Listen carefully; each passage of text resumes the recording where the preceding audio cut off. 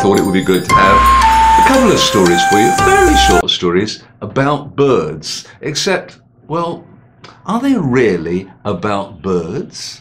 Or perhaps there's something that you and I could both learn from these stories. The first story is about a hunter. And every day he would go into the forest to catch birds. Now, he didn't use a gun or a blowpipe. Perhaps you've seen me tell that story on YouTube or on the story stream. But no, in this story, this hunter used a snare. What is a snare? Good question. A snare is like a net, rather like this kind of net that your mum might put over the food to stop any insects or even birds coming to eat the food.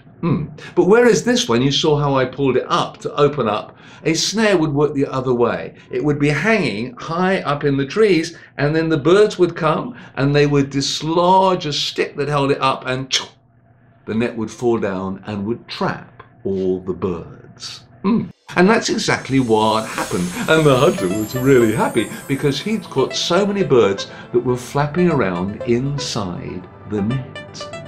But then, to his surprise, something extraordinary happened, because suddenly the net began to rise up, before his astonished eyes, and the net began to fly away. How did that happen? Was it magic? No. You see, the birds had a very clever leader. And this bird said, birds, we're in trouble.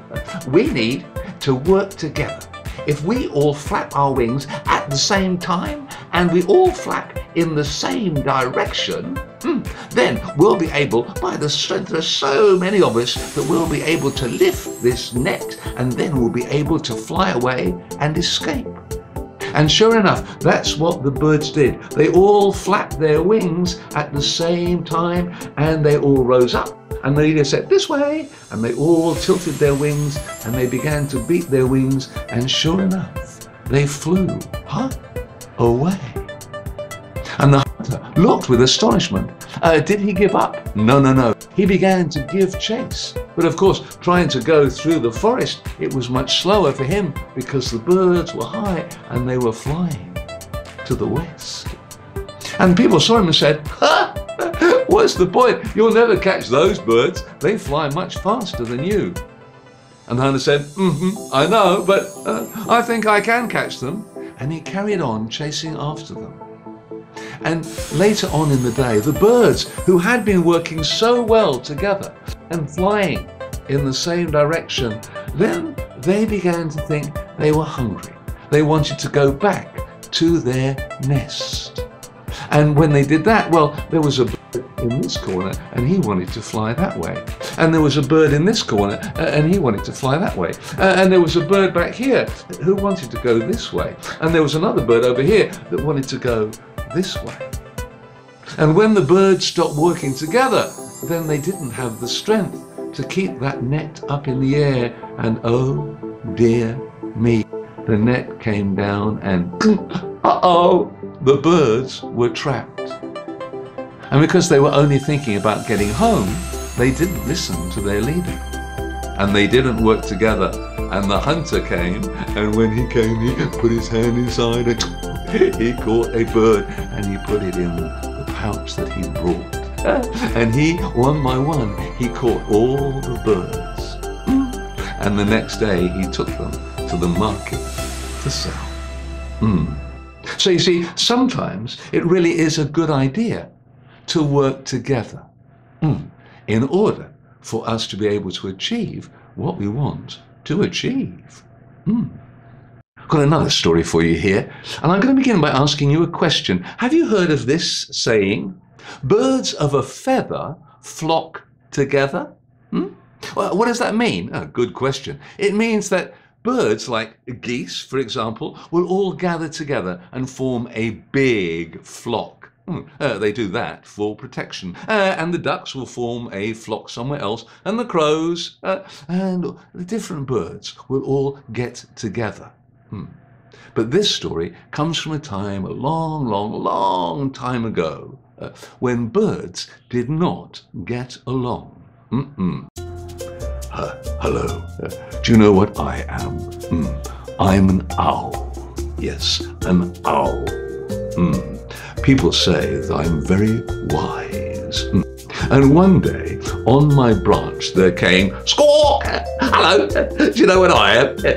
I'm a macaw. Yes, a macaw. Yes, I've got a big, bright beak, and a big, loud voice. You certainly do. Yeah, I think you should go away, Owl. I want to sit here. I want to sing my song and look pretty. Please. There's room enough on this branch for both of us. Huh? What? Two birds sat together on the same branch? No. No. We're so different. We don't belong together. Why not? Well, for example, I'm much brighter and more colourful than you. People want to have a look at me. I don't think they want to have a look at you. Well, that suits me fine. I like to sit and to watch. That's why I also fly mostly at night, when most people can't see me, when the other creatures, and that way I can swoop down and catch them very easily. Oh, I hadn't thought of that. That's quite clever, that, actually. But I don't eat other animals. I like to have fruits and nuts. Oh, is that tasty? Oh, yes, very tasty. Well, I have to say, I like eating mice. Just goes to show we're different. Oh, I never thought of that. All right then. Yes. And you know, I have something very special. Really? Yes. You watch my head. To the macaw's astonishment, the owl did something very unusual. He turned his head. He turned his head. Huh? He turned his head all the way around. Owl, how did you do that? You're round here. Yes, but now I'm round there. Oh, my goodness me. That's incredible. Yes, I like that. That's very, very good. And so it happened that the two of them got on rather well. And so the macaw, squawk, and the owl ended up sharing the same branch. Well, when the other birds saw that, they were not happy. And they would come and say to the macaw, hello, why are you making friends with the owl? He's different from you. You shouldn't be with him. Why not? He's very interesting. He's got lots of stories to tell me about what happens in the forest at night. I never knew that. Well, really? Yes. You should try it sometime, you know. Don't come and say bad things about him. Go make your own friends. Ha! And the bird went off, and a little while later, another bird came to the owl and said pretty much the same thing. He said, Owl, could you face me? What? You're there. Yes. Owl, why are you making friends with a macaw? He's big and loud and colourful. Yes, actually, I quite like that. We find we've got a lot to talk about. Huh? But he's so different from you. Yes, that's what makes him interesting. Huh? You should try it sometime. Well, funnily enough, that's what happened. Over time, the other birds saw how Owl and Macaw got along and remained being very good friends. And the other bird said, maybe we should try it. And gradually, the birds began to make friends with each other. And my question to you is, maybe you perhaps have a neighbour, or you know somebody who looks quite different from you, or perhaps speaks a different language from you, or likes to eat different food from you. Maybe you could make friends with them, and they'll have interesting stories to tell you, and you'll have interesting stories to tell them.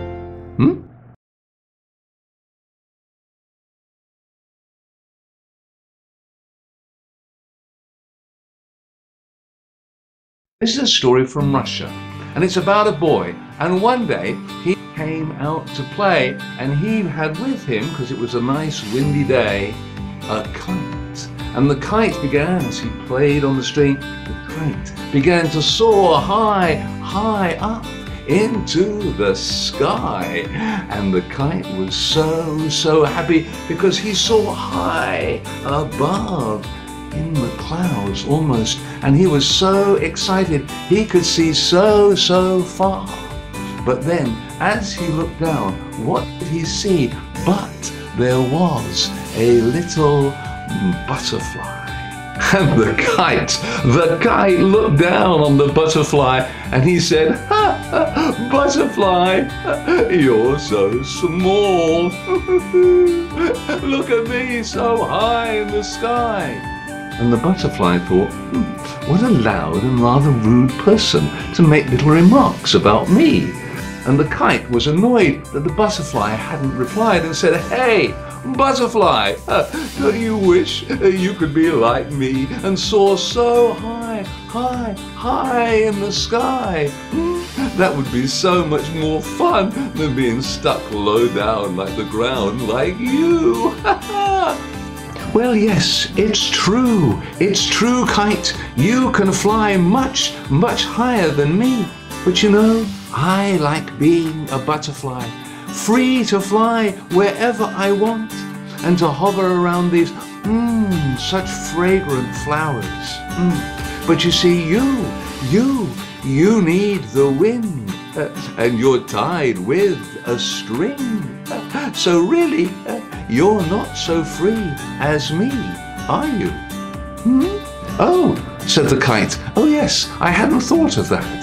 And at that very moment, the boy's mother called and said, Piotr, come in for dinner." And the boy began to tug. Wait. And he tugged and tugged on that string, and he took the kite. Wait, I don't want to stop now. I don't want to go back in the box, please. But the boy took the kite away. Then the butterfly, she smiled to herself, and she fluttered some more around the flowers before she then thought, I'd like to go and explore all the way over there. And away she flew.